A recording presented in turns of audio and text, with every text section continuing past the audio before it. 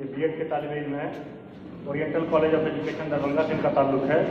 मैं इनसे दरख्वास्त करूँगा कि वो डाइस पे आएँ और अपनी बात उन्वान के हक में रखें। मोहम्मद हुसैन।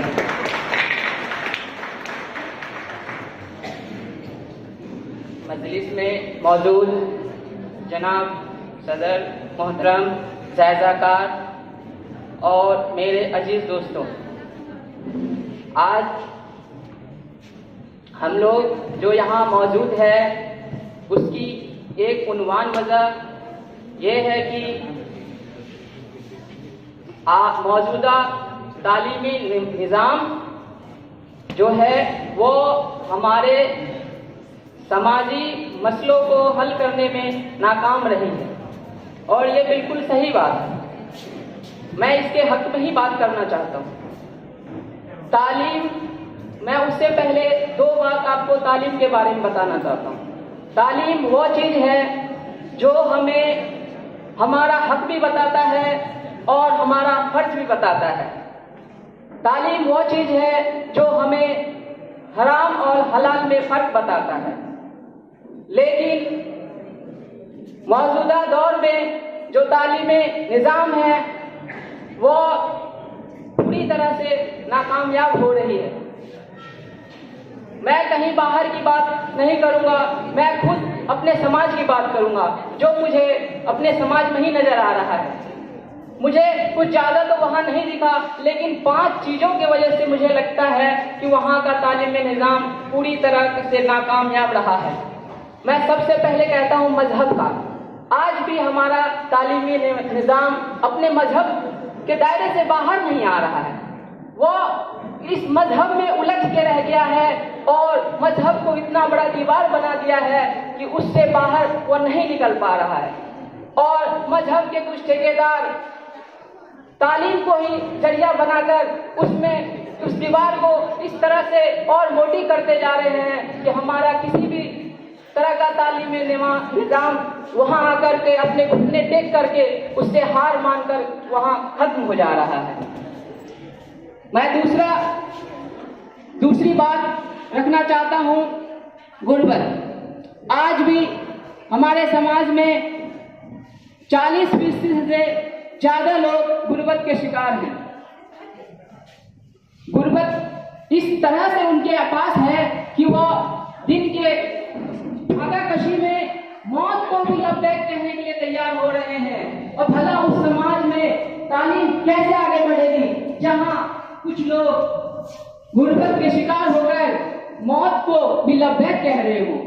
वहाँ तो किसी प्रकार की किसी भी तरह की तालीमी निज़ाम आ जाए तो उसको भी घुटना टेकना पड़ता है। और भला इस मौजूदा दौर में ये तालीमी निज़ाम तो पहले से ही घुटना टेक रही है। मैं तीसरी बात रखना चाहता हूँ ज़बान की। जो हमारे सामने देखते हैं कि लैंग्वेज, ज़बान का बहुत मायने रखता है। कहीं हिंदी वाले हैं तो उर्दू नहीं पढ़ रहे हैं, उर्दू वाले हैं तो हिंदी नहीं पढ़ रहे हैं। आज भी हमारा समाज इस दायरे से बाहर नहीं आ पाया है।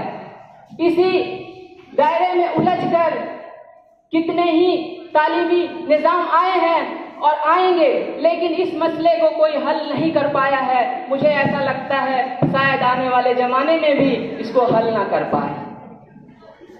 मैं अपनी चौथी बात कहना चाहता हूँ, आज भी हमारे समाज में तालीम में जो बात आती है वहाँ पे लड़का लड़की में जरूर फर्क समझा जाता है।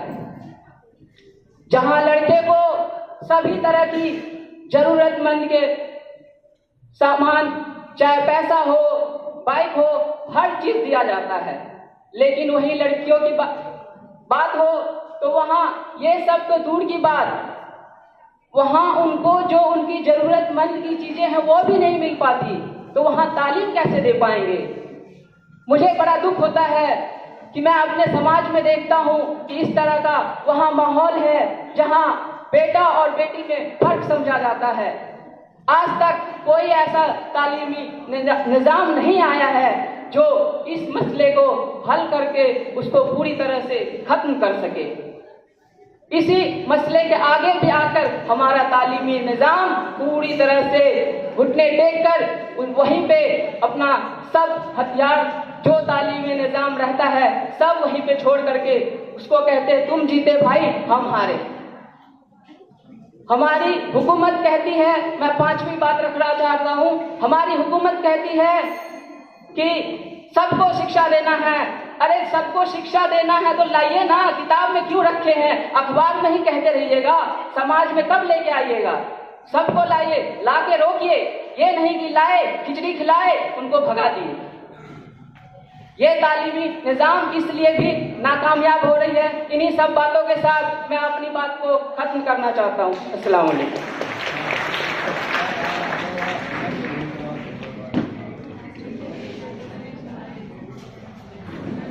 इसके बाद मैं डाइस पे बुलाना चाहता हूँ मोहम्मद मुजम्मिल हुसैन, जो उन्वान के खिलाफ में अपनी बात रखेंगे और इनका ताल्लुक डॉक्टर